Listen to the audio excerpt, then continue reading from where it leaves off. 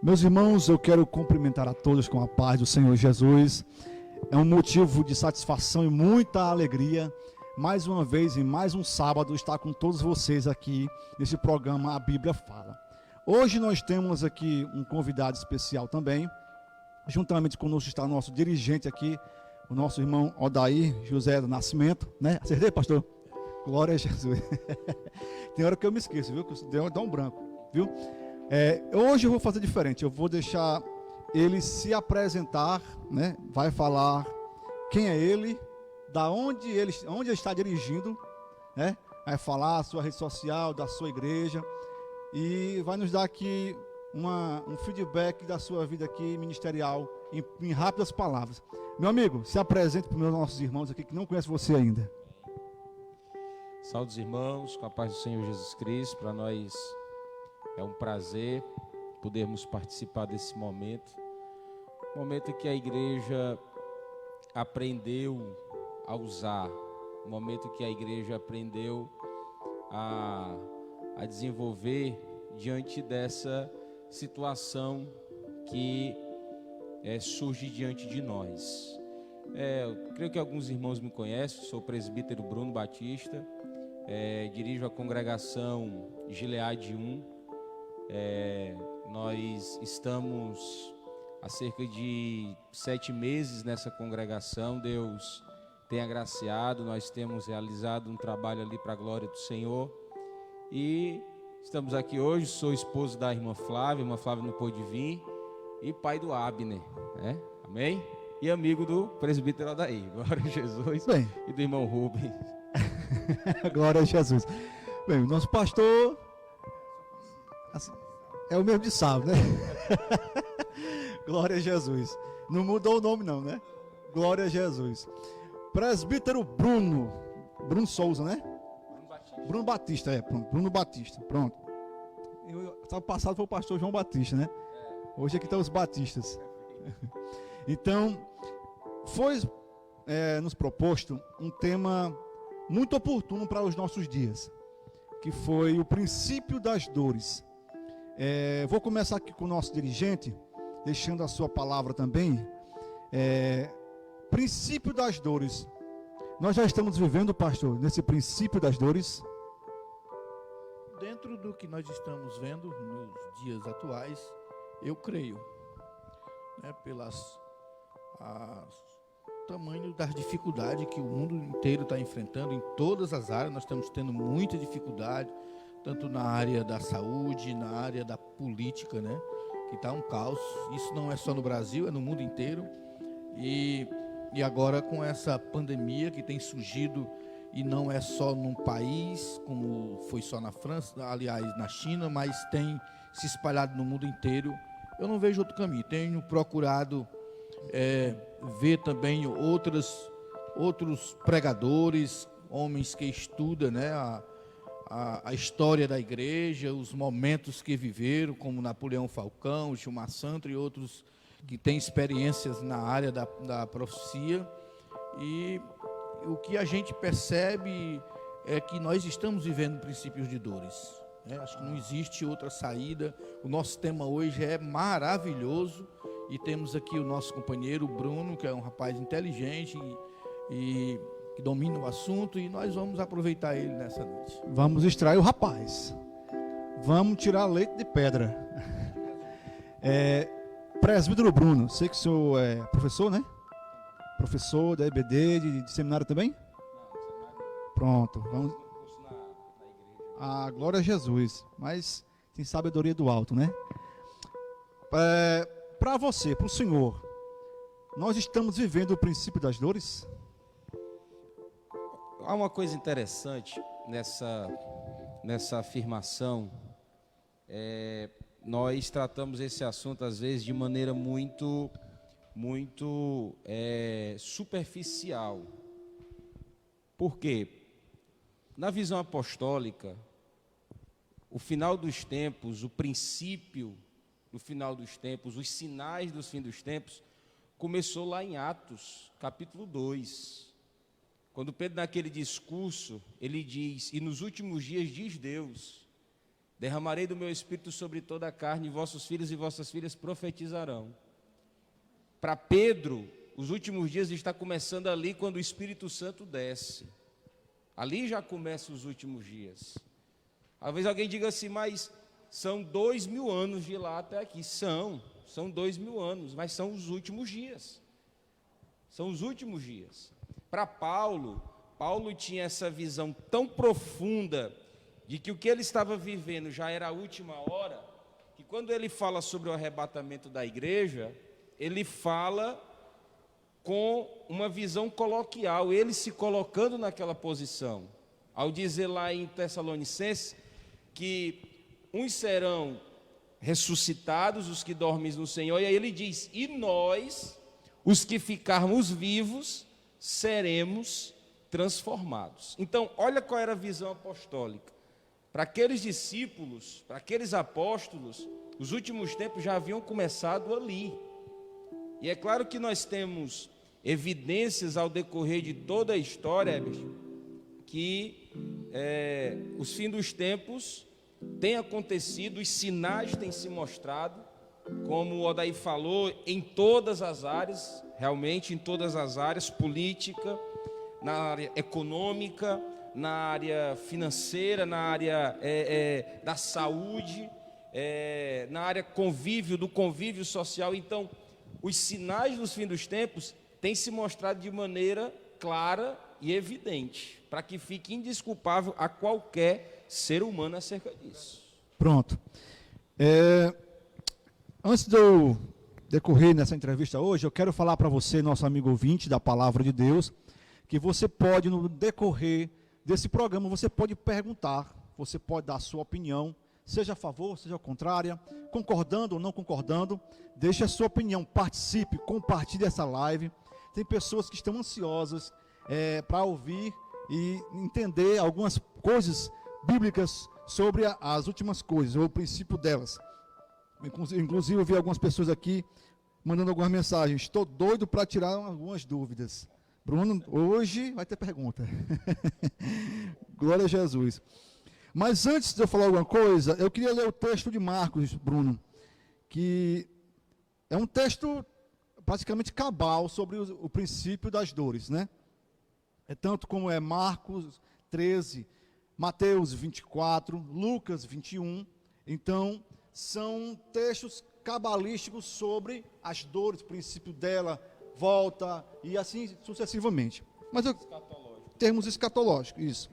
Eu vou parar aqui nessa noite, o que diz assim, no capítulo 13 de Marcos, do Evangelho de Marcos, se fala assim: e quando saía do templo, disse-lhe um dos seus discípulos, mestre, vê que tipo de pedras que esta construção está aqui? E respondendo Jesus, disse-lhe, vê estas grandes construções? Não deixarei aqui uma pedra sobre que não seja derrubada. E assentou-se ele no Monte das Oliveiras, de frente do templo. Pedro, Tiago e João e André lhe perguntaram, em particular, diz-nos, quando serão essas coisas? E qual será o sinal, quando todas estas coisas estiverem para se cumprir? Porque muitos virão... E Jesus respondeu-lhe, começou a dizer, acautelai-vos para que nenhum homem vos engane. E quando ouvides de guerra e de rumores de guerra, não vos perturbeis, porque todas essas coisas necessitam acontecer, mas ainda não é o fim.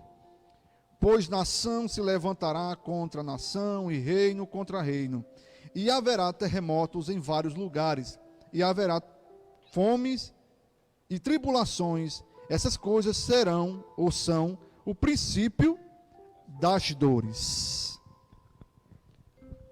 Amado Bruno, nós sabemos que já há 2000 anos, que você já falou aqui já, que acontecem guerras, rumores de guerras, terremoto, fome.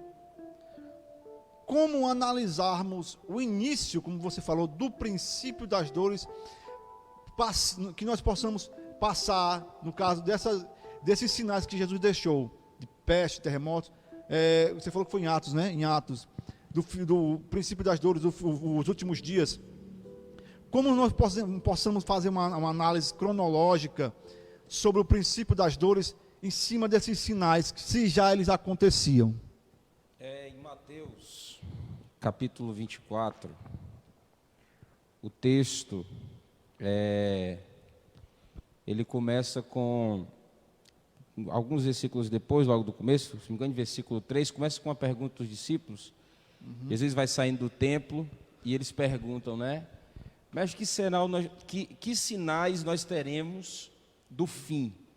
Né? Que sinais, nós temos versículo 3, né, de Mateus 24. Isso. Que sinais nós teremos do fim? Aí Jesus, ele apresenta, no discorrer do seu discurso, alguns sinais. E esses sinais, na verdade, eles são a classificação daquilo que irá acontecer. Jesus fala de sinais políticos, quando ele se refere a guerras, porque guerras elas se dão no âmbito político. E aí depois é que se desconstrói todo o diálogo na política, se avança para as vias de fato por meio da guerra bélica. A belística, né?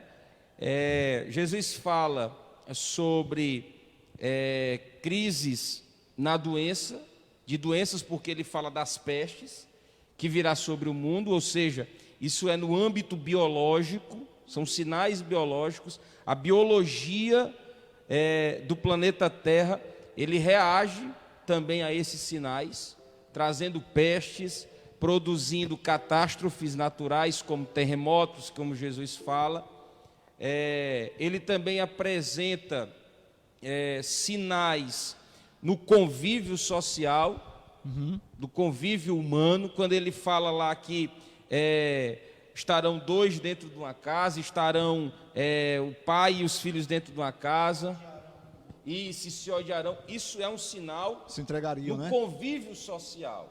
Isso é um sinal no convívio social. Como será o relacionamento dos seres humanos ao decorrer do tempo, apontando para o final do tempo, entendeu? Então, ou seja, Jesus apresenta esses sinais para justamente mostrar o que vai se desenvolver. Vamos aqui um exemplo aqui. Como a gente classificar isso? Trazer aí, de certa forma, uma cronologia acerca desses sinais. Vamos aqui no exemplo político. No ano 70, depois de Cristo, nós tivemos a invasão de Ciro, do general Tito a Jerusalém. O historiador Flávio Joséfo diz que morreu tanto judeu nessa invasão,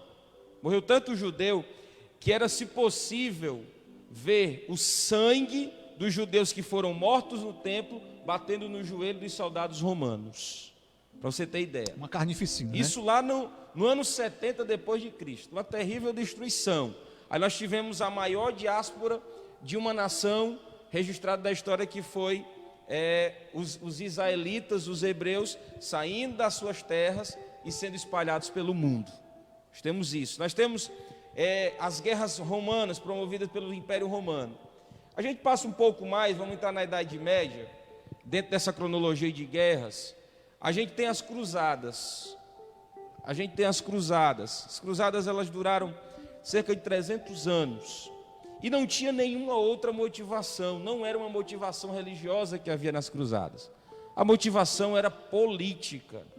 A Igreja Católica, o Papa, queria que o seu poder estivesse estabelecido. E eles motivavam os cristãos a peregrinar em Jerusalém, porque se você não fosse em Jerusalém, você não era um cristão de verdade. Só que tinha um problema, lá em Jerusalém, tinha os muçulmanos. Os tomaturcos, né? Isso, porque Jerusalém já havia sido dominada pelos muçulmanos. E aí se registra na história que cerca de 1 milhão de pessoas morreu por causa das cruzadas. 1 milhão. Aí a gente vai dizer assim, mas talvez não morreu tanta gente para ser algo tão terrível as cruzadas. Então vamos para a Primeira Guerra Mundial. Primeira Guerra Mundial, ela é um tapa na cara do liberalismo teológico. Por quê? Porque o liberalismo teológico surge ali no final do século XIX. Ele surge ali no final do século XIX dizendo que o homem não precisava mais de ter aquela fé incondicional ao Deus onipotente. Podia se questionar a Deus, podia se indagar a Deus. O homem agora estava salvo pela educação que ele recebia. A educação fazia o homem ser melhor. E não era a moral do evangelho, mas era a educação. Aí homens educados promovem a Primeira Grande Guerra Mundial. E quantas pessoas morreram na Primeira Grande Guerra Mundial? Há relatos que dizem que cerca de 50 milhões de pessoas morreram na Primeira Grande Guerra Mundial. 50 milhões de pessoas. Nós pulamos de 1 milhão de pessoas no período das cruzadas para 50 milhões de pessoas na Primeira Guerra Mundial. É na Primeira Guerra Mundial que se descobre a arma química. O gás mostarda, quando ele entrava no meio dos campos, dos exércitos, matava quem estivesse na frente dele, sufocava. Sufocava e comia até a pele, né? Isso, a pele estourava. Estourava. Acabou-se a Primeira Guerra Mundial, isso não foi um erro, aí surge o neoliberalismo.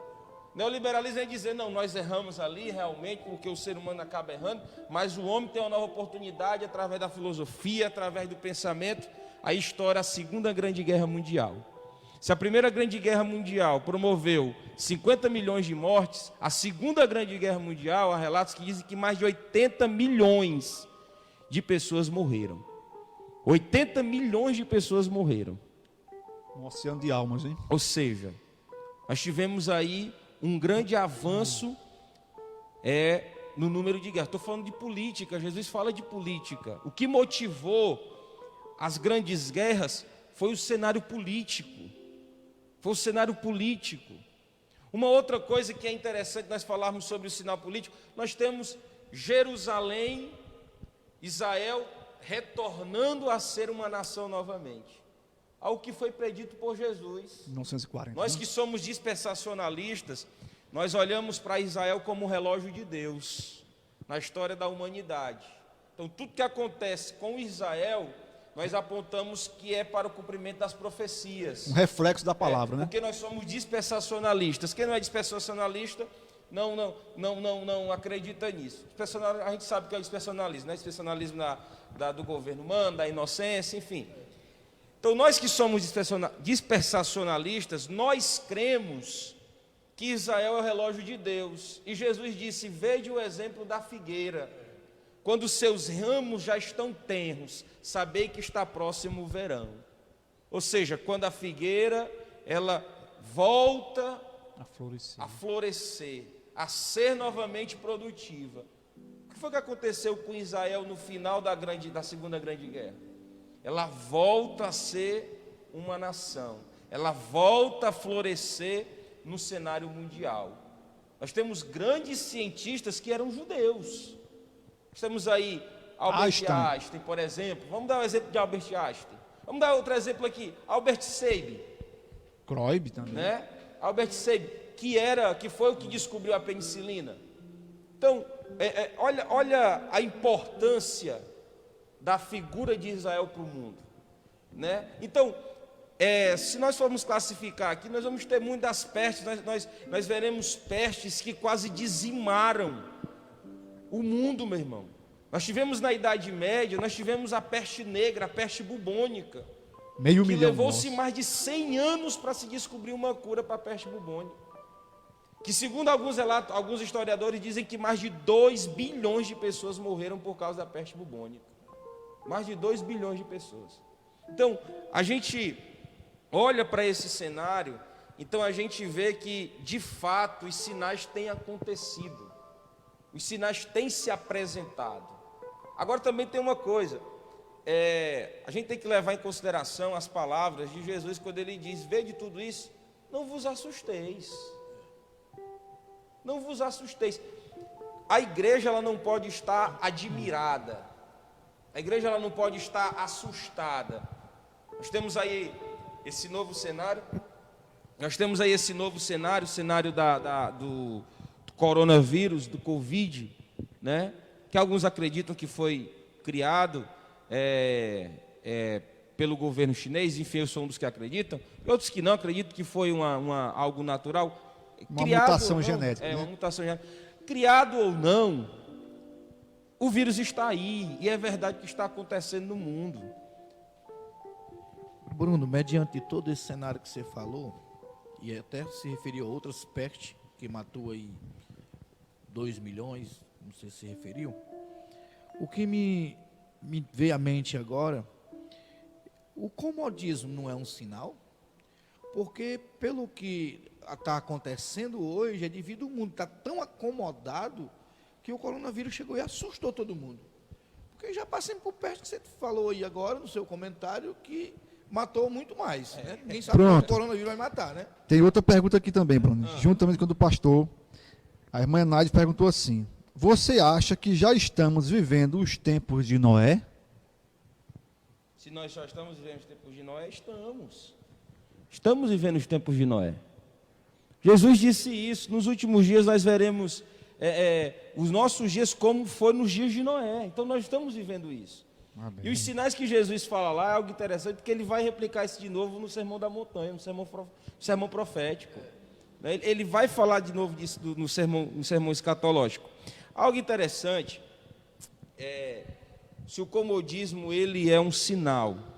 Vamos ver os sinais que Jesus falou aqui em Mateus, capítulo 24. Eu costumo analisar o texto de Mateus 24 com a visão dispensacionalista, tá certo? A visão dispensacionalista, o texto de Mateus 24, ele está dividido em 3 partes. Ele está dividido em 3 partes. Ele está falando até o versículo 14, ele fala até antes do arrebatamento. Versículo 14 fala do arrebatamento, quando ele diz, então virá o fim, né? Porque aí é o fim da jornada da igreja na história da humanidade, que a igreja agora ela é acolhida nos braços do Senhor. A partir do versículo 15, fala-se da grande tribulação, e aí vamos até o versículo de número 28. Do versículo 29 ao versículo 31, ele fala sobre a vinda do Filho do Homem, que é a segunda parte da vinda de Cristo, que é a sua vida em glória para reinar, Certo. para estabelecer o reino milenial. E aí nós temos novamente, a partir do versículo 33, Jesus falando sobre sinais que antecedem os tempos do fim. Ok. Mas algo interessante aqui nos sinais que Jesus predisse. Então vamos ver aqui alguns sinais. Jesus disse assim: e certamente ouvireis falar de guerras e rumores de guerra, sinais políticos. Versículo de número 7, Jesus diz assim: porque se levantará nação contra nação, reino contra reino. Isso está estabelecido como política. Aí ele diz: e haverá fomes e terremotos em vários lugares. Fomes e terremotos, sinais biológicos. Recursos humanos desaparecendo. Terremotos acontecendo, catástrofes naturais eclodindo pelo mundo inteiro. Entendeu?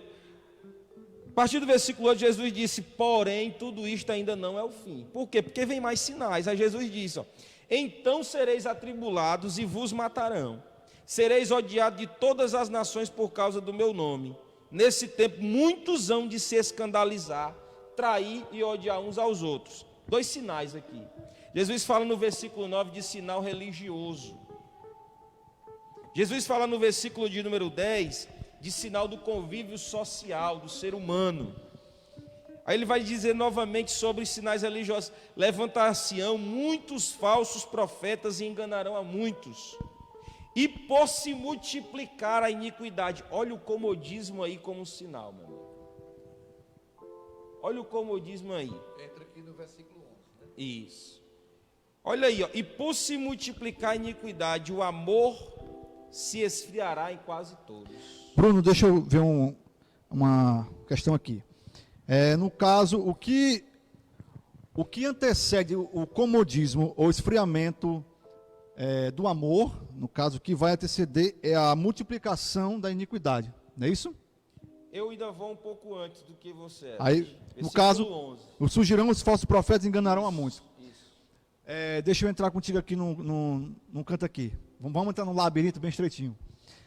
Nós estamos vivendo um século de falsos profetas, onde as mensagens são as mensagens de afago, de almas, afago de caráter, onde não mais se expõe o homem aos seus erros, mas se encobre os erros dos homens. Por causa disso, o amor tem se esfriado. Como nós poderíamos identificar isso hoje, agora, no nosso âmbito, no nosso meio, que o amor se esfriou? Sem ser termo religioso, mas enfim, você entendeu minha pergunta? Eu entendi. Então pronto. Eu sou um pouco prolixo nas minhas respostas, porque versículo 1, Jesus disse assim: levantar-se muitos falsos profetas e enganarão a muitos. Nada é mais nocivo para uma igreja do que um pregador descompromissado com a verdade. É um veneno à morte na panela. Nada é mais perigoso para uma igreja do que um pregador descompromissado com a verdade. Porque alguém que fala em nome da verdade, sendo mentira, ele gera nos corações não vida, mas morte. É um perigo. É um perigo. Vou dar exemplo para vocês. Quem foi, ou qual foi a instituição responsável pelos maiores enganos religiosos da história da humanidade? Catolicismo. A igreja cristã católica. A igreja cristã. E isso aqui, ela é cristã universal até Lutero romper, até Lutero apresentar as 95 teses e romper com a igreja. E aí se cria o movimento protestante. Mas olha o que foi que a igreja medieval ela fez no coração das pessoas. Ela fez pessoas odiarem a Deus, ela fez pessoas olharem para Deus como um ser maligno, como um ser doentio, um ser que cobrava indulgências para a salvação. É tanto que até um bispo o arcebispo de Wittenberg pergunta a Lutero: Lutero, se nós tirarmos as indulgências, as bulas papais, se nós tirarmos as cerimônias, o que vai ficar, Lutero? Ele diz: fica Cristo, fica a graça, fica a justiça de Deus.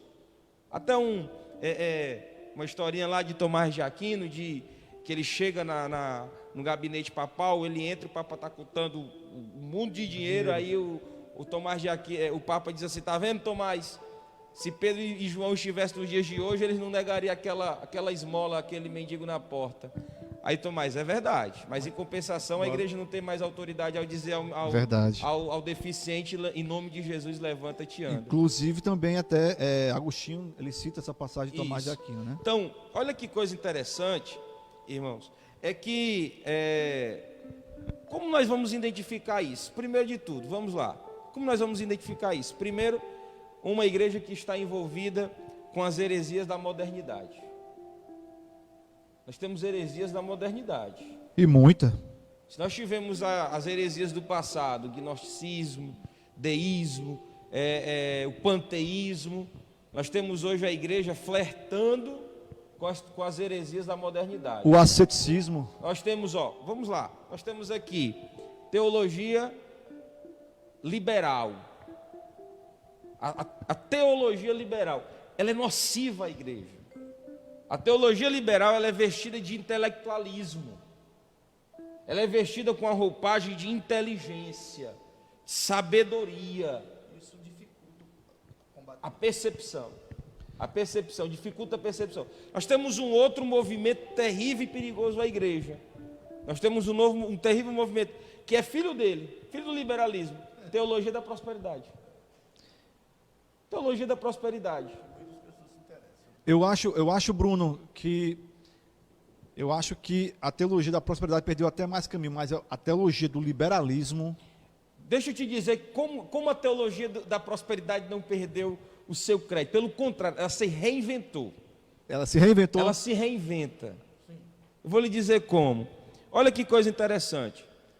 Você tem a teologia da prosperidade que explodiu no mundo. Com Valnice Milhomês, né? Ela explodiu no mundo. A gente não vai entrar aqui no mérito das igrejas que participam disso, mas a gente sabe quais. Mas ela explodiu no mundo. Teologia da prosperidade. Essas teologias, ela tem algo muito em comum. A fé no Deus que me abençoa. A fé utilitária. É a chamada fé utilitária. E aí a teologia da prosperidade, ela cria os pontos de contato de fé, que é o copo com água, a rosa ungida e aquilo mais. Teologia da prosperidade, ela começou a cair em descrédito quando os seus escândalos começaram a aparecer com as suas lideranças. Isso aí vai esfriando o amor. Que foi a bancarrota de tudo isso, né? Nós temos aí, depois disso, o surgimento de um movimento extremamente perigoso para a igreja pentecostal. Qual é? O neopentecostalismo. O carismático, né? Não, o movimento carismático somos nós, carismáticos clássicos, movimento que crê nos dons, movimento que crê na carisma, no poder do Espírito Santo manifesto na igreja. O neocarismatismo, que ele tem se misturado, no caso, como você sabe, por exemplo, tem um movimento muito parecido. Deixa eu lhe falar qual é a roupagem da teologia da prosperidade e do neopentecostalismo. Por que é que eles são tão parecidos e é filho um do outro? Vou lhe dizer por que é. O neopentecostalismo é filho da teologia da prosperidade. Na teologia da prosperidade, nós temos o surgimento das chamadas batalhas espirituais. Nós temos o surgimento do envelope ungido. Nós temos a ideia do poder pastoral como algo divino mesmo, como pastor é um ser divino. Intocável. Né? É o Al Capone, né? Aquela historiazinha lá, né? Não toque no ungido do Senhor, mas se o ungido do Senhor estiver errado, ele deixa de ser ungido. Ele deixa de ser ungido, né? Saul estava lá, Davi dizendo que ele era ungido do Senhor, mas ele já não era mais ungido do Senhor. E aquilo ali é a interpretação, muitas pessoas interpretam errado, que ali foi uma decisão de Davi. E isso, não foi Deus que disse a ele não, pelo contrário, é o que Deus disse a Samuel. Até quando tu vai ter dó de Saul, tendo eu já rejeitado? Ou seja, a minha unção já se saiu da vida dele. Né? Aí nós temos tudo isso. Aí se junta com o movimento neopentecostal. O movimento neopentecostal, irmãos, ele surge dentro das igrejas da teologia da prosperidade. Por quê? Por que ela surge? Porque começa-se a acreditar também que para mim ser alguém próspero, eu preciso ter o poder de Deus na minha vida. E aí como é que eu vou manifestar esse poder? Eu tenho que buscar na sua literalidade o que as Sagradas Escrituras me diz. E a gente tem que tomar cuidado. Vou dar exemplo para vocês. Quando a Bíblia diz, aonde eu colocar a planta dos meus pés será meu, está falando lá para Josué. Eu não posso trazer isso para uma literalidade para mim. Falando da Terra Santa. Está falando daquela Terra Santa que era promessa de Deus para Israel. Só que aí tem campanha, aonde tu colocar a planta do teu pé, Deus será. Tem a mesma passagem em Deuteronômio que fala que eu te escolhi para ser cabeça, não por cauda. Isso. Só que traz para nosso dia que ali é uma promessa de Deus para Israel. Isso. Porque ele era a cabeça das nações e não a cauda, que cauda era algo reprovável para Deus. Qual era? E aí tudo isso tem um sentido espiritual, uma aplicação espiritual para os nossos dias, que deve ser feita com responsabilidade. Aí vamos lá, para a gente pular esse ponto aqui. Como é que eu vou identificar que o amor esfriou? Quando o neopentecostalismo ele começa a cair em descrédito, porque começa a surgir dentro do neopentecostalismo o novo movimento apostólico, que de novo não tem nada. Já lá no período dos apóstolos, já tinha gente dizendo o que era apóstolo. Os gnósticos eram um exemplo disso, né? Então, o novo movimento apostólico. Se você é ovelha de algum apóstolo, me perdoe, me desculpe, mas não existe mais apóstolo nos dias de hoje. Não existe mais apóstolo. Não existe. O que Deus deixou foi pastores à sua igreja. O próprio Espírito Santo diz isso. Quando ele separa lá os presbíteros em Éfeso, ele diz, porque Deus deu pastores à sua igreja. Mas se ele citar aquela passagem da palavra que fala uns para apóstolos e tal... Mas qual é o sentido do apostolado ali? Primeiro são aqueles 12 apóstolos que estavam ali. E aí você coloca Paulo, porque ele entra ali depois do chamado do Senhor. Então, esses são os apóstolos. Mas no Senado não existe sucessão apostólica. Não existe. É como se o daí era apóstolo, ele morreu, agora vai me deixar como apóstolo. Isso não existe. Isso, Lutero não reivindicou isso na Reforma Protestante. Ele não reivindicou isso. Nenhum dos reformadores da igreja reivindicaram esse ponto. Nenhum dos pregadores da igreja reivindicaram esse ponto. Nenhum dos heróis da fé que nós temos lá descrito ao decorrer da história reivindicaram esses títulos para si. Nenhum deles. Nenhum deles. Então a igreja, ela começa a cair em certo descrédito, mas a teologia da prosperidade está lá. Está lá. Aí as igrejas abandonam aquele culto da bênção. As igrejas agora abandonam esses cultos e passam a fazer o quê? As reuniões para os empresários. Venha participar da reunião com os empresários de nossa igreja. Venha participar do curso financeiro da nossa igreja. Você está entendendo? Isso é teologia da prosperidade dentro da igreja. Isso é teologia da prosperidade dentro da igreja. É sim. E aí, aonde é que o amor esfria nisso tudo? Sabe onde é que o amor esfria nisso tudo? Quando a igreja, ela para de observar qual é a sua funcionalidade como igreja e passa a exercer um papel muito mais social do que espiritual. Aí o amor esfria. Como é que o amor esfria? Quando Jesus fala isso, algo interessante, Jesus está falando de indiferença. Você quer uma aguinha? Eu quero. Espera aí, vamos lá. Eu gosto de falar demais. Vamos para aqui.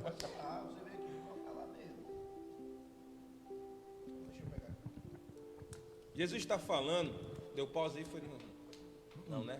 O pessoal está assistindo aí. É ao vivo.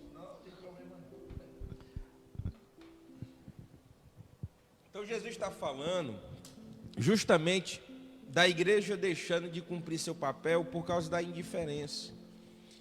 Uma vez eu ouvi uma frase muito interessante, aquilo marcou muito meu coração. Um certo pregador estava pregando, ele disse assim: se engana quem acredita que o contrário do amor é o ódio. E não é. Pior do que o ódio, existe algo chamado indiferença. Indiferença. Meu irmão, não existe nada pior de uma igreja quando ela é indiferente com os pecadores que estão indo para o inferno. Verdade.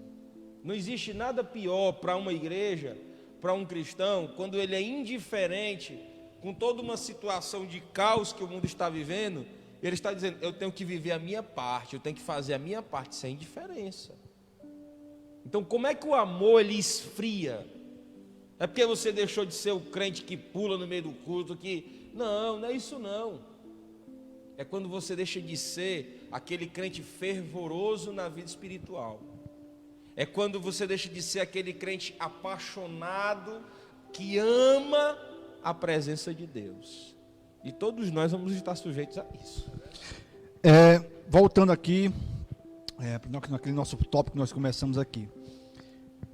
Tem algumas linhas de pensamento que falam que o princípio das dores começa após a destruição do templo, né? Que fala nesse texto que Jesus falou aqui: não vos assustei, porque é o princípio das dores. Estava se relatando após os anos 70 da destruição do templo. Você falou que o princípio, que o início do fim dos últimos dias era de Atos. Como conciliar esses dois textos, já que você citou naquela hora o início, que o início do fim é o derramamento da promessa, cronologicamente, junto com aquela passagem que Jesus falou aqui sobre a destruição do templo? Quem fala não sou eu. Mas como conciliar cronologicamente? Quem fala é o apóstolo Pedro. Quem fala é o apóstolo Pedro. O apóstolo Pedro, ele usa o texto de Joel para trazer essa similaridade. Se você vê o texto de Joel, o que é que Deus diz lá em Joel? Nos últimos dias, diz o Senhor dos Exércitos, derramarei do meu espírito sobre toda a carne. vossos filhos e vossas filhas profetizarão, os vossos jovens terão visões e os vossos velhos sonharão sonhos. Não é assim que diz o texto? Isso. Né? Lá em Joel capítulo 2, se não me engano, versículo número 28. Lá em Atos, capítulo 2, versículo 1, nós temos o que acontecendo? Nós temos a efusão do Espírito Santo sobre a igreja. É o primeiro contato direto da igreja com o Espírito Santo. Cumprindo-se uma promessa. Cumprindo-se a promessa, segundo Pedro, não é segundo o historiador, não é segundo um teólogo, é segundo o apóstolo Pedro. E Pedro tinha autoridade para isso. E vamos lembrar que é os apóstolos, nós estamos falando dos 12 apóstolos, né? Então, Pedro ele tem autoridade para dizer assim, ó, ele pode fazer isso, ele pode dizer isso. Essa promessa aqui que está acontecendo aqui é o que proferiu o profeta Joel. Nos últimos dias diz Deus, né, derramarei do meu espírito sobre toda a carne. Então, espera aí. Quando é que começam os últimos tempos para os apóstolos? Quando Jesus, Joel fala assim, nos últimos tempos, o meu espírito vai descer sobre toda a carne. Quando o espírito desce, o que é que Pedro diz? Opa, peraí, se já desceu, começou os últimos tempos. Começou o final dos dias. Começou o princípio das dores. Quando Jesus fala da destruição do templo, Jesus fala lá da Jerusalém sitiada, não é isso, se eu não me engano? Começa falando da... A indagação dos discípulos era, após o sermão que Jesus falou sobre, não vai ficar pedra, sobre o derrubar do templo. Aí ele pergunta, quando vai acontecer isso? Aí ele começa a falar, olha, vai surgir tal, mas não tem mais, porque isso é o princípio das dores. Então, no caso, ele está associando a pergunta dos discípulos, quando vai começar essa catástrofe, o princípio, o fim do mundo, como se dará o início? Aí Jesus fala assim, olha, quando tiver isso, acontecido isso aqui, entra após peste, terremoto, tal. Então ele dá o pináculo de iniciamento, o derrubar do templo, né? Uma ideia. Eu estou entendendo o que você está dizendo. Como se o pontapé inicial fosse com a invasão do general Tito. Isso, quando ele devastar... Deixa eu ler o texto, capítulo 24 de Mateus, né? Isso. Vai dizer assim, dá para a gente observar aqui. E quando Jesus ia saindo do templo, aproximaram-se dele os seus discípulos para lhe mostrarem a estrutura do templo. Quer dizer, houve uma admiração dos discípulos. Esse templo é o templo de Herodes. Exatamente. Isso. Aí o versículo 2. Jesus, porém, lhe disse, não vede tudo isso? Em verdade vos digo que não ficará aqui pedra sobre pedra que não sejas derribado. Pronto. E estando assentado no monte das oliveiras, chegaram-se a ele os seus discípulos em particular, dizendo, diz-nos quando serão essas coisas e que sinal haverá da tua vinda e do fim do mundo. Isso não está dentro do texto, até onde eu entendo, é que em relação à destruição do templo, não está relacionado ao começo do fim do mundo, porque aqui a resposta foi devido à admiração da estrutura. Aí eles vão mostrar para Jesus, aí Jesus aproveita a oportunidade, deles mostrarem, se admirar da estrutura do templo, aí vai dizer, né? Isso aqui vai cair, isso aqui vai... Agora não diz quando era que ia começar. Agora Joel disse, no fim dos tempos, aí se cumpriu a profecia... Lá aí, o apóstolo Paulo ele faz essa associação. Agora, eu pude entender aqui essa conexão do Hélio, foi muito importante a pergunta dele, porque aí dá para a gente associar bem direitinho devido à promessa, a profecia que foi profetizada por Joel. E algo interessante, agora deixa aqui trazer é mais um ponto de vista figurado, romântico, do que propriamente teológico. Mas há um cenário muito interessante a ser construído acerca dessa visão do fim dos tempos, do arrebatamento da igreja. Quando é que começa o fim dos tempos, segundo o apóstolo Pedro? Quando o Espírito Santo desce sobre a igreja.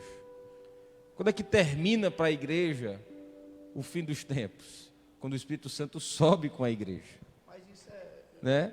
é muito visível. Isso. Então, ali é uma profecia clara do que até o profeta Daniel, ele fala sobre a destruição do templo. Quando o profeta Daniel fala sobre a destruição do templo lá nas 70 semanas, ele começa ali a falar sobre tudo aquilo que vai abranger, porque nós estamos vivendo aquela semana de intervalo, que não se fala da semana 69, né? A semana 69 ela é estendida, não sabe quantos ela vai, que dá-se até a destruição do templo, até o surgimento do príncipe que vai reger o mundo, né? Ninguém que sabe, o né? abominável da desolação. Ninguém sabe. Né? Isso, ninguém sabe quando isso vai acontecer.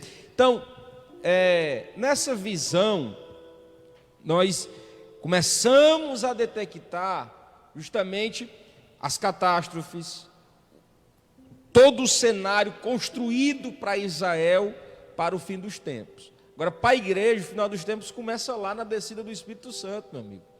Não é quando o templo é derribado. Para os judeus começa quando o templo é derribado. Para a igreja é quando o Espírito Santo desce. Mas há alguma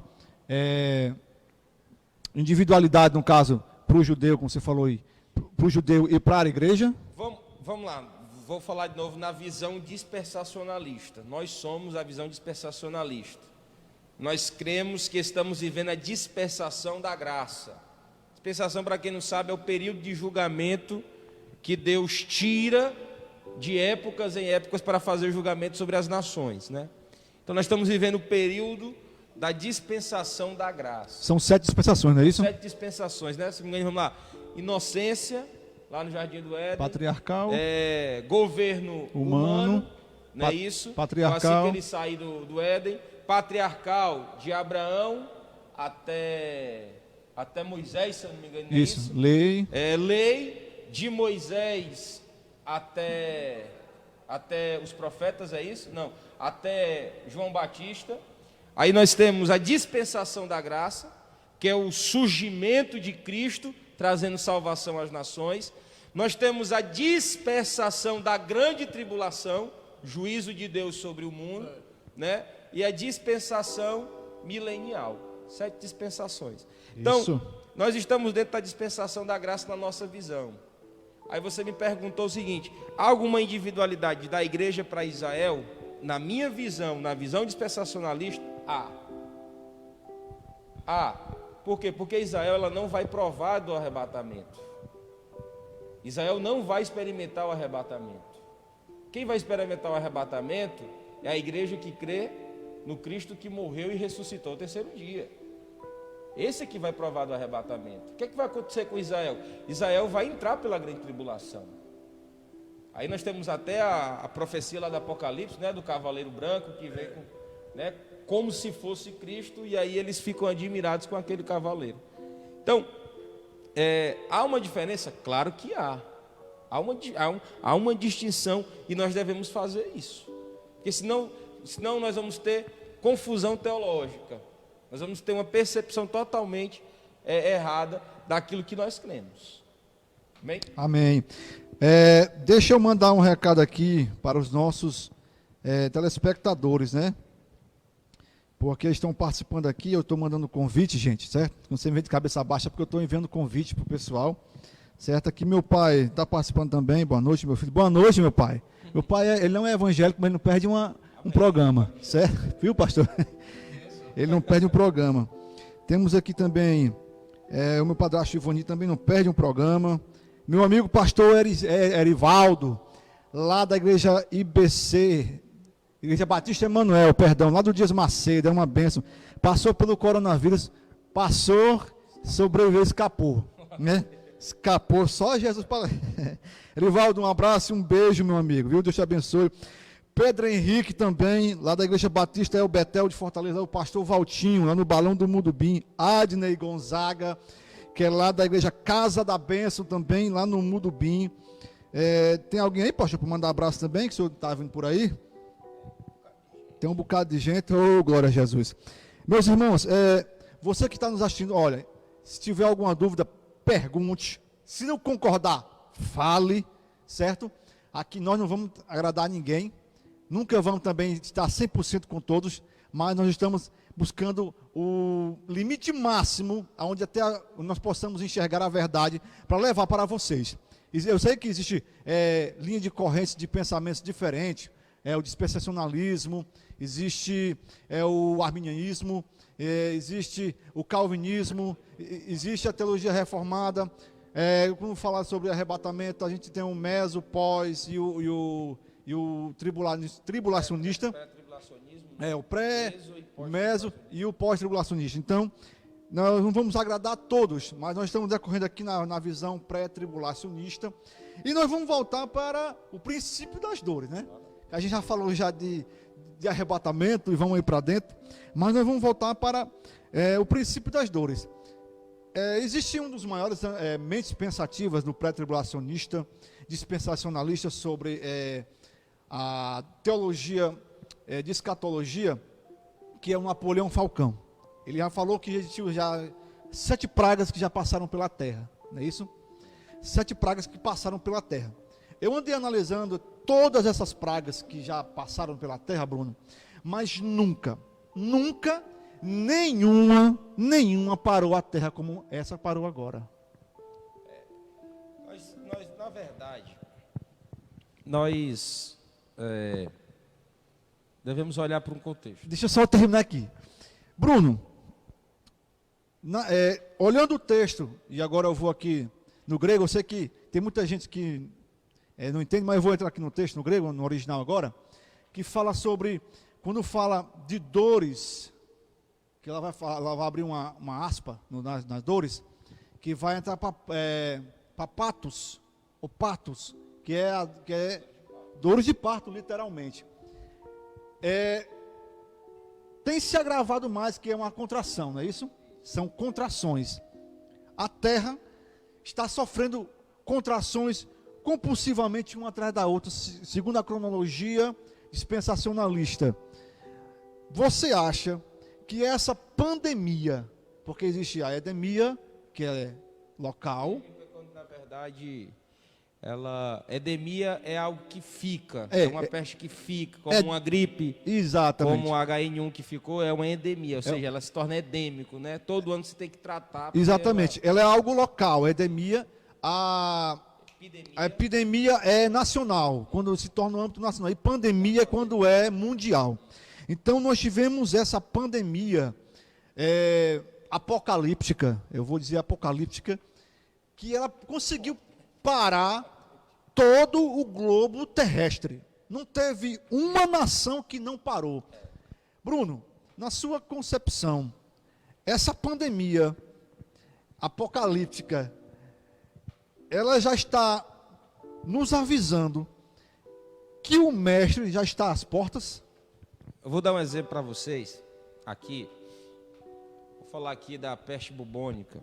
A peste bubônica, ela era a peste negra, como eu disse um pouco antes, matou mais de 2 bilhões de pessoas.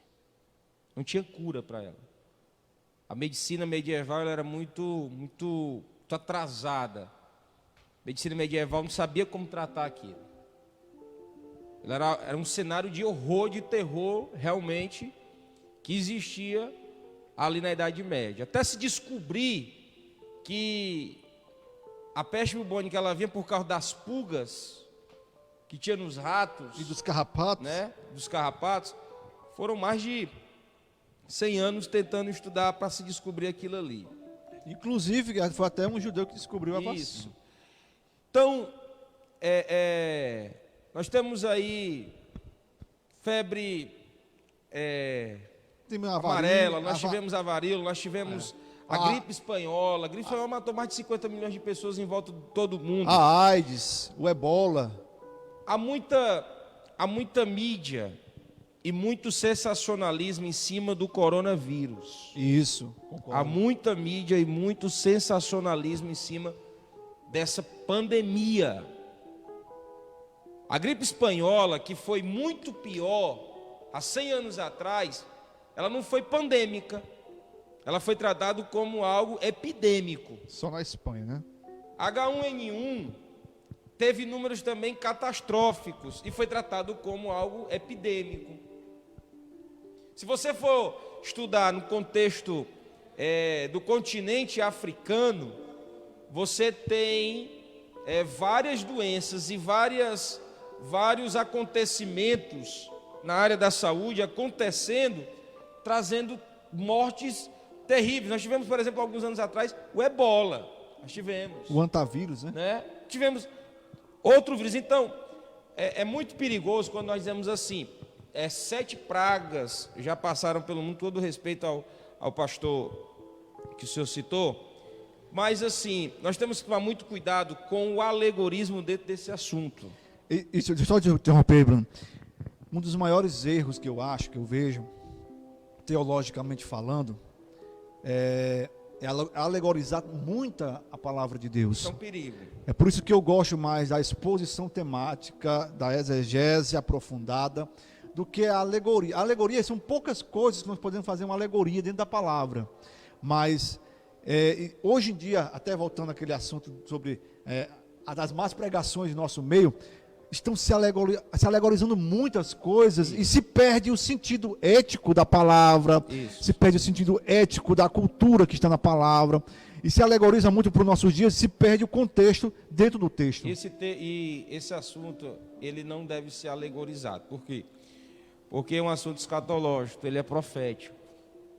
Então não é numa visão alegórica, não é o que eu imagino como vai ser o cenário, não. É o que a Bíblia me diz e eu devo crer naquilo que a Bíblia me diz. Então, esse vírus aí, ele tem muito mais sensacionalismo em cima dele, tem muito mais uma visão muito mais midiática em cima dele e política em cima dele do que propriamente saúde. Eu não estou dizendo que o vírus não é terrível, não estou dizendo isso. O vírus já matou mais de 100 mil nos Estados Unidos, no Brasil, segundo alguns dados questionáveis até, morreu mais de 25 mil já no Brasil. Na China, China disse que controlou o vírus com 3.600 mortes. 3.600 mortes, algo que é muito questionável. Por quê? Porque a China é um país que é mais de 1 bilhão e 300 milhões de pessoas que moram ali, meu irmão, que vivem ali. Explode uma pandemia dessa, que a gente viu que tomou de conta do mundo, que várias pessoas ao decorrer de todo o mundo foram infectadas por ela. E na onde começou, morreu apenas 3.600 pessoas, e desde setembro se tem informação que esse vírus existe. Então é uma mentira aí descabível com todo respeito. Então, vamos só entrar aqui. Isso é terrível? De fato é. Mas se você for ler as pragas que vão acontecer na grande tribulação, nem se compara com essas pragas que a gente viu acontecer na história da humanidade. Nós temos, por exemplo, a Bíblia citando que os homens serão tomados por úlceras. A pele dos homens serão tomadas por úlceras. Todos os homens, nesse contexto. Há uma estimativa dos teólogos que na grande tribulação vai morrer 70%. Isso. Então, imagina aí como é que não vai estar o mundo diante da grande tribulação. Então, meus irmãos, dentro desse contexto que nós estamos vivendo. Eu até brinquei que o Herbert disse esse vírus apocalíptico. Eu gosto mais de tratar ele como um vírus midiático. Midiático?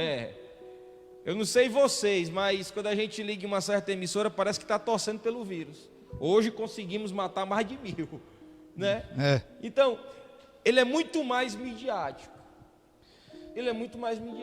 Eu tive caso dentro de casa desse negócio aí do coronavírus, né? Minha esposa, ela contraiu, passou, graças a Deus, com medicamentos, que nós vemos a mídia politizar, infelizmente. Então, assim, ficou curado, está bem, para a glória de Deus. Então, há uma forte mídia em cima disso. Um forte interesse político também. Bruno, a gente está perto de encerrar, não é isso? É isso que estão perto de encerrar? Isso. Eu vou só que o irmão Clébio Martins, que é o meu pai, ele não é evangélico ainda, ele fez uma pergunta que ninguém aqui vai saber responder. Quando vai terminar essa pandemia? Não existe Cronologia, meu pai, para responder essa pergunta é impossível, porque aqui não tem homem onisciente para saber responder essa pergunta. Agora, eu posso fazer uma observação dessa pergunta do seu pai? Pode. Nós não sabemos quando vai terminar, mas uma certeza tenha. Esse vírus ele não vai mais acabar. Esse vírus ele vai se tornar endêmico. Endêmico é algo que fica. Então, ele será algo como uma gripe, como H1N1. Vacinas já estão sendo estudadas, algumas vacinas já estão bem avançadas, né? O estudo delas já está sendo testado até em pessoas. Israel está muito seres avançado humanos, lá. né? Vários países estão, inclusive cientistas brasileiros também estão envolvidos nessa pesquisa. Então, nós não sabemos quando vai terminar, mas o contexto de isolamento social, ele vai acabar já. Agora o vírus ele não vai mais acabar, ele vai estar lá presente, porque ele vai se tornar algo endêmico, ele não vai ser mais erradicado do mundo. Se ele não tiver tratamento, ele volta e toma de conta de novo. Para nós finalizarmos, em poucas palavras aqui, pastor Daí, o que é princípio das dores para o senhor? Em rápidas palavras. Bem rapidinho, né? Para mim, o princípio de dores, Herbert, é todo esse cumprimento dos finais dos tempos, né? De perseguição, da falta de amor, né? Na crise política, no meio econômico. A gente hoje, vamos falar de casa, né? Do nosso país, hoje nós temos... eu vou falar aqui de uma forma bem clara, porque eu não quero torcer nem para um lado nem para o outro político. Mas hoje, por exemplo, nós temos um presidente, né, um homem que fala a verdade, não encontrou apoio, não está encontrando apoio, isso tudo gera uma crise política, está entendendo? E de todas as áreas. Então, tudo isso, dos finais dos tempos, que gera essa perseguição, todo esse, vamos dizer assim, esse caos no mundo, para mim é o princípio de dores. Né? Para mim é o princípio de dores. Bruno, meio evangélico também, né? Bruno, e para você, em rápidas palavras, nós só temos alguns minutos. O que é princípio das dores, para que todos consigam entender? O que é princípio das dores para você? O princípio das dores é tudo isso que nós temos visto dentro desse cenário mundial ao decorrer dos anos. Sinais que acontecem, manifestações espirituais. Há duas considerações que eu quero fazer. Primeiro, que há um fator muito importante que deve ser observado. Nossa geração é a geração mais ateia que existe. A nossa geração. Nós temos, por exemplo, na Europa, países, a Europa que foi o berço do protestantismo. Nós temos a Inglaterra, por exemplo. A Inglaterra, 50% dos jovens são ateus. São ateus, né? Nós gostamos de nos prender naquelas frases de efeito. Se Deus existe, você consegue ver o vento. Meus irmãos, há algo muito maior do que um simples argumento como esse. Nós temos que entender o tamanho da importância da nossa crença, da nossa fé, o Deus a quem nós servimos e o poder que há nas nossas mãos. Quando um repórter pergunta para Stephen Hopkins o que é a religião, ele diz: a religião foi criada para as pessoas que têm medo do escuro.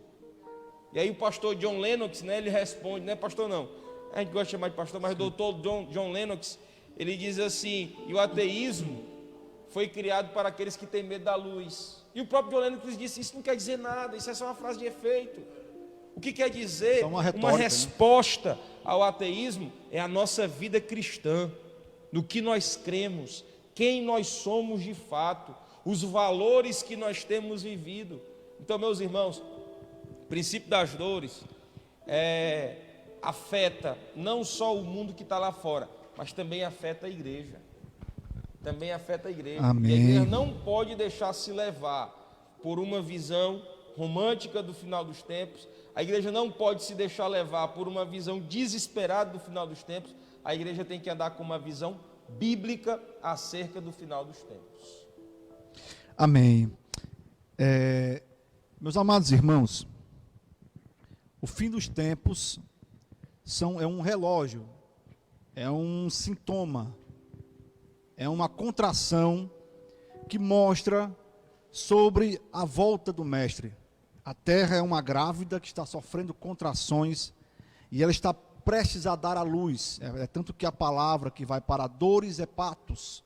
O que é esse patos? Partos é dores, sentir dores. A terra está sentindo dor para dar à luz aquele que está por vir para buscar a sua igreja. A história tem nos falado que tem se aumentado as contrações, guerras, fomes, terremotos, pestes, endemia, pandemia e assim sucessivamente. Você que ainda não se decidiu, escute bem, entenda bem. Tudo isso que está acontecendo é para você abrir os seus olhos e enxergar que toda a Escritura está se cumprindo na sua totalidade. E Jesus, esse tanto que nós falamos, ele está voltando. Não uma palavra de religião, não uma metodologia, uma filosofia de um povo, não. Mas uma palavra de alguém que falou e cumpriu. E a história está aí para sinalizar que é verídico o que ele falou. Então, o princípio das dores, já está dizendo, o começo das dores, o princípio das dores, já começou. E eu falo uma coisa para você, não vai melhorar. Como já foi falado aqui, vai piorar. E tem que piorar. Porque se melhorar, Jesus não volta. E quem aqui que não quer ir morar com ele na glória? Então, meus amados irmãos, eu quero a todos agradecer a você que participou, que deu a sua ideia. Meu pai acabou de falar aqui. Deus abençoe a todos os participantes que deu a sua ideia, que opinou. Bruno, meu muito obrigado, meu irmão. Deus abençoe você. Bruno, diga a sua rede social para o povo lhe seguir. Não é pecado não, lhe seguir, vai. Facebook, Bruno Batista, e no Instagram também, Bruno Batista. Nós temos as redes sociais da nossa igreja, e ADM Gilead no Facebook, ADM Gilead no Instagram, e nós também temos um canal no YouTube da nossa igreja, IADM Gilead. Você vai lá, acessa, tá bom? Tem estudos, tem pregações lá para você acompanhar e seguir a nossa igreja. Deus abençoe vocês. Amém. Quem quiser tirar alguma dúvida, tá aí. Vai na rede social do homem, pergunte, certo? Tá lá, vai dar o crivo lá. Não concordei com você, eu não gostei de nada que você falou. Mas se você, vá lá, eu concordei, pastor, me ajude aqui, ele vai lhe ajudar, com certeza. Pastor... Eu leio os comentários, não sei se eu vou responder. Pastor Daí, tem alguma rede social, alguma coisa, senhor? Tem, mas eu não sei dizer não. Quem sabe a rede social é Odaí Nascimento, viu? José, Odaí José eu acho Nascimento. Que é isso aí mesmo. Pronto, segue lá, tá no meu Facebook. Meus irmãos, tem meu Facebook também, Herbert Martins. Tem o meu Instagram, Herbert_Martino. Tem o meu YouTube também, Herbert Martins. Segue lá, pergunta que eu mando pro Bruno, ele responde por mim, tá certo? Tá bom? Porque eu não sei, eu estou aqui, eu sou o único que não sei. Vamos orar, e já dizendo que quarta-feira tem o nosso culto online, enquanto não abre a igreja, né, pastor? Enquanto não estiver abrindo a igreja, vamos estar nesse culto online. Pronto. Mas a gente tem um projeto que, quando vai tornar os cultos normais, nós vamos transmitir os cultos via internet também, viu? Isso não vai parar de jeito nenhum, a gente vai alcançar os confins da terra. Inclusive o culto, quando retornar 100%, porque parece que vai ter umas medidas, né? 20% e tal, mas quando tornar 20%, nós vamos fazer esse culto. Vai ser uma festa aqui na igreja, se Deus quiser, vai ser transmitido também. Vai, e é bom transmitir. Eu sou um crente festeiro, gente. Eu gosto de mexer com festa, eu gosto de transmitir, eu gosto de estar no meio. Sou intrometido. Meus irmãos, a paz do Senhor, vamos orar agora. Eu vou pedir para o Bruno orar e o pastor dar a bênção apostólica hoje. Amém? Pode ficar de pé? E eu vou agradecer também de novo aqui os nossos irmãos, né? Ledivan hoje ficou no teclado, né? Só canegando ali no teclado. Vou agradecer aqui. Agradeça. Eu quero fazer um agradecimento aos irmãos que participaram e também à minha as minhas cunhadas, né, que sempre estão, É verdade.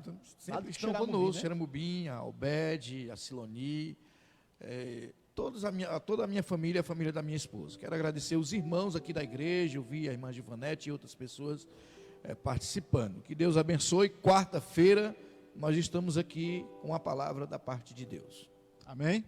Também o nosso amigo Davidson ali também, que está ali, veio prestigiar hoje, veio conhecer. Aprendeu, Davidson? Bênção. Aí, a nossa irmã também que está ali, a esposa do pastor Daí. Felipe, que está aqui nos computadores, vai para um lado, vai para o outro. Gente, a gente faz isso aqui com muito amor, com muito carinho. A gente procura trazer pessoas que venham acrescentar o conteúdo da palavra de Deus para os vossos corações. E quem sabe você tenha aprendido algo mais de Deus nessa noite. Bruno, ora por nós aí. Vamos orar em nome de Jesus. Eu quero também fazer meus agradecimentos. Também me sinto honrado de ter podido participar desse momento. Que Deus continue abençoando meu amigo Odaí. Deus lhe abençoe em nome de Jesus. Você sabe o carinho que eu tenho por você. Ebert, tá bonito. Rapaz, Perna aí todo. são seus olhos.